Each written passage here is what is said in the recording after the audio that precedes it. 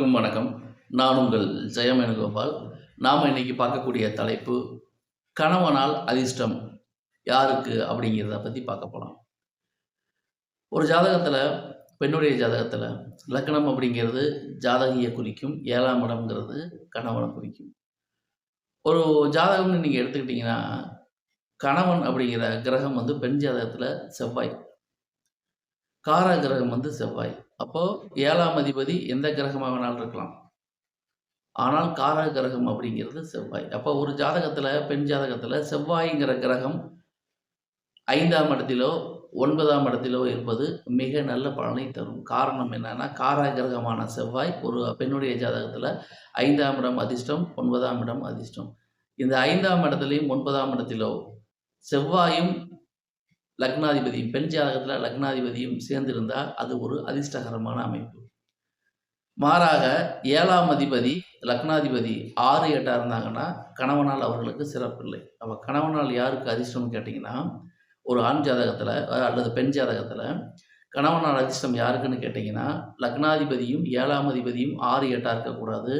5ஆம் இடத்திலோ அல்லது 9ஆம் இடத்திலோ லக்னாதிபதியும் செவ்வாயும் சேர்ந்து இருக்க வேண்டும். அல்லது லக்னாதிபதி, 7ஆம் அதிபதி, 11ஆம் அதிபதி இவர்கள் சேர்ந்திருக்க வேண்டும். இவங்க 3 பேருமே பாதிப்பு இல்லாமல் இருக்கணும். இந்த அமைப்பு இருந்தால் கண்டிப்பாக அத்தகைய பெண் ஜாதகிக்கு வரக்கூடிய கணவனால் அதிர்ஷ்டம்ங்கிறது நிச்சயமாக உண்டு. ஏன்னா 5ஆம் பாவம் அதிர்ஷ்டம் சொல்லும், 9ஆம் பாவம் அதிர்ஷ்டம் சொல்லும், 11ஆம் பாவம் லாபம் திருப்தியை சொல்லக்கூடிய இடம்.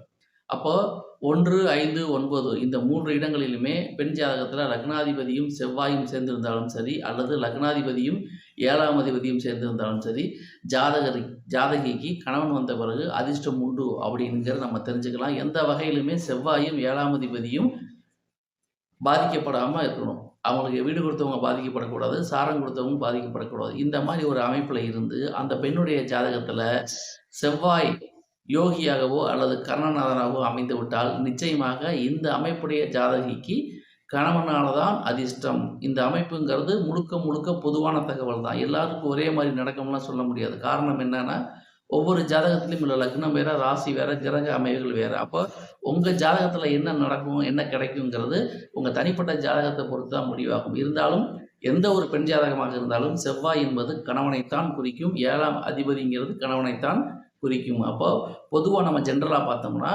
லக்னாதிபதி பெண் ஜாதகத்தில் லக்னாதிபதியும் 7ஆம் அதிபதியும் 6, 8 இருக்கக்கூடாது, லக்னாதிபதியும் செவ்வாயும் 6, 8 இருக்கக்கூடாது, செவ்வாயும் 7ஆம் அதிபதியும் 6, 8 இருக்கக்கூடாது. எப்படி இந்த அதிர்ஷ்டம்னா, லக்னாதிபதி, செவ்வாய், 7ஆம் அதிபதி இந்த 3 பேருமே 5ஆம் இடத்திலோ 9ஆம் இடத்திலோ அல்லது 11ஆம் இடத்திலோ எந்த விதமான பாதிப்புகளும் இல்லாமல் இருந்தால் இத்தகைய அமைப்புடைய ஜாதகிக்கு வரக்கூடிய கணவனால் மிகப்பெரிய ஆதாயம் உண்டு. இவை முழுக்க முழுக்க பொதுவான தகவல்களை. நன்றி நேயர்களை, மீண்டும் சந்திப்போம். நன்றி, வணக்கம்.